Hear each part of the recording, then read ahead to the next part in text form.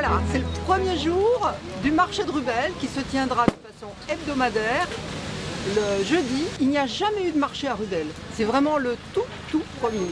Et j'espère que les Rubellois vont jouer le jeu et venir s'approvisionner ici. En plus, on en profite aussi pour inaugurer cette placette, la place de la Fontaine. La petite fontaine est derrière vous.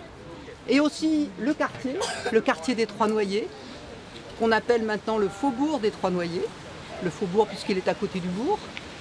Et c'est vraiment en grande concertation qu'on a fait ce quartier.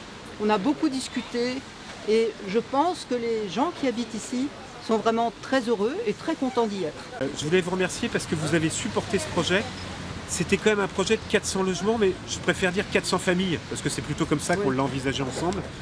Sur les 400 logements, on était sur une emprise de 20 hectares.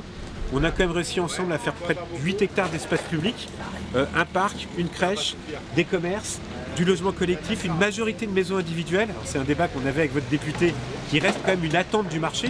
Et puis à Rubel, on est quand même dans un village de maisons. Voilà. On a des aires de jeu, un city-stade, un kiosque à musique, l'ouverture du bois au public qui permet d'aller vers la mairie. Donc rajoutez-en si j'en oublie. Ça a été pour nous une aventure importante professionnellement, plus de 10 ans ensemble. C'était une procédure qui s'appelait une ZAC, c'est pas très joli comme mot. Non. Zone, ça commence mal.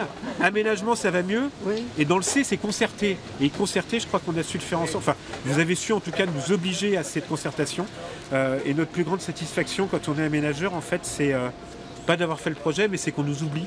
Parce que finalement, que ça devienne un quartier qui soit habité comme les autres. Et puis nous, on sera que passé. Et moi, ce que je trouve formidable, c'est d'arriver au moment où c'est nommé, quoi. Oui. Où c'est approprié, pas simplement par les habitants qui y habitent, mais qui commencent à le signifier, à mettre des mots, à y rencontrer des gens, à y échanger, commercer. Et ça, c'est le point névralgique d'une cité. Donc, construire une place, l'aménager et y installer des commerces et de façon régulière, bah, ça fait partie de ce qu'on attend d'une vie normale en société. Donc moi je suis ravi d'être présent aujourd'hui, aussi pour lui donner un tour presque politique au sens de la cité. C'est ça aussi. Et donc c'est un lieu où les gens vont se croiser. Et donc voilà, moi je suis content que ça soit aussi approprié par les gens, par les Rubellois. Et merci encore pour l'invitation. Et puis longue vie au marché de Rubel, le premier. Et puis j'espère qu'il va s'élargir encore un peu. Voilà,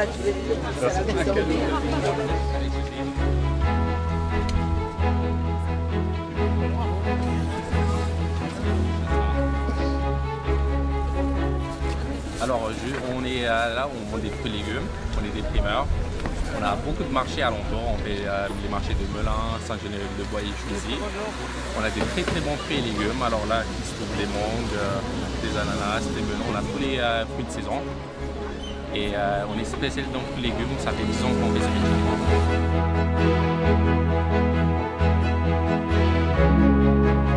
Nous vendons des produits locaux et en même temps des produits du terroir. On veut faire découvrir les produits de nos régions. Donc nous avons des terrines, du sel de Guérande, du riz de Camargue, du vinaigre de Charente-Maritime. Et puis voilà. Et nous avons aussi des œufs, des produits locaux de la ferme de Mourou. Fruits et légumes de saison et des maraîchers de la région.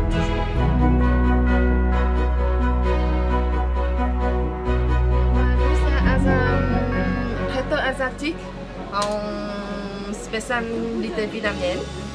On vend du bobon, du nouilles sautées, des poulets frits coréens et des burgers de chez nous.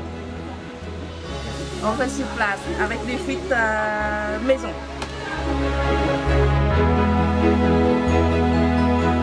La spécialité sénégalaise. Donc je propose des plats typiquement sénégalais. Du thiep poulet rouge aujourd'hui au menu, donc ça c'est du poulet. Vous avez le thiep poulet rouge est accompagné de légumes, choux, carottes, aubergines, donc tout frais, cuisiné bien frais.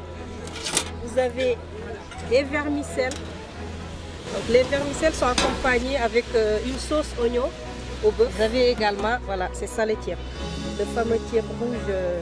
Patrimoine de l'UNESCO, reconnu comme patrimoine de l'UNESCO. Oui, c'est moi qui fais ça. Je propose aussi tout ce qui est jus, des jus bio, des jus de fruits hibiscus comme on dit. voilà, bissap. Donc vous avez le gingembre et vous le baobab. Là je suis dans Rubel, j'habite à Rubel. Je suis pâtissière, donc la pâtisserie Mélia. Donc je fais de la pâtisserie française, cake design, orientale, sur commande. Donc je suis pâtissière depuis 10 ans et c'est une passion. Et aujourd'hui je veux vraiment développer le plus possible ma clientèle. Et donc du coup je propose là sur les stands c'est des cookies, des cakes, voilà, des choses, des pâtes à tartiner, du sec on va dire. Et après sur commande ça va être des layer cakes, des fraisiers, des framboisiers, enfin voilà, le plus possible personnalisation. Alors nous faisons de la cuisine haïtienne. Donc l'intitulé de notre société c'est Tap Tap Food, Tap Tap comme les taxis haïtiens et food, la nourriture. Et c'est de la cuisine en fait rapide. Vous êtes en présence ici de Madame Lucie Paul et sa fille Nitaël Paul. Et moi c'est Ali. La spécialité de Tap Tap Food maintenant, c'est haïtien, vous avez le riz djonjon. Donc c'est le fameux riz avec les champignons noirs, avec des pois. Vous avez le pickles qui est une salade de chou-carotte, agrémentée d'une petite sauce vinaigrée super sympathique. Et vous avez aussi les bananes pesées.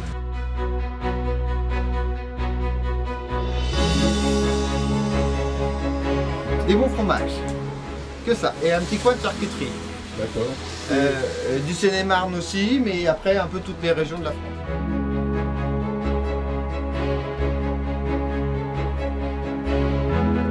Le miel de la région, du miel du coin uniquement, du miel qui est situé à 30 km aux alentours, que du miel de la région. Mes ruches sont pas là, hein, ils sont à Saint-Germain-Laxi tout autour, tout en Melun, ils sont dans la région. Oignons. Ah oui, oui. C'est un semencier qui fait les oignons pour la graine. Il me demande de mettre des ruches dans ses champs parce que ça lui augmente ses pollinisateurs et ça lui augmente sa production de graines. Ça fait des petites productions de miel, ça donne pas des c'est pas des grosses productions. Par contre voilà, c'est un miel sensationnel, c'est un miel qui a du goût, c'est un miel qu'on peut utiliser en cuisine, voilà, c'est un miel sympathique, voilà, qui sort de l'ordinaire. Mais c'est des toutes petites productions. Miel gastronomique. Voilà, c'est pour ça qu'il est en tout petit pot. J'en ai un autre là, qui m'ont fait, qui est mélangé là. Dedans il y a du sarrasin, il y a de la bruyère et il y aura du miela. Les trois mélangés, je vous garantis que vous aimez les miels. Je ne l'ai pas mis en cours encore. C'est une petite production, je n'ai pas beaucoup. C'est pas tous les ans, mais c'est cette année. J'ai de la chance, on n'a pas eu beaucoup de miel, mais on a des miels un petit peu spécifiques. Les trois mélangés là, vraiment, ça doit être c'est sympa. Moi, j'aime bien le miel, sympa.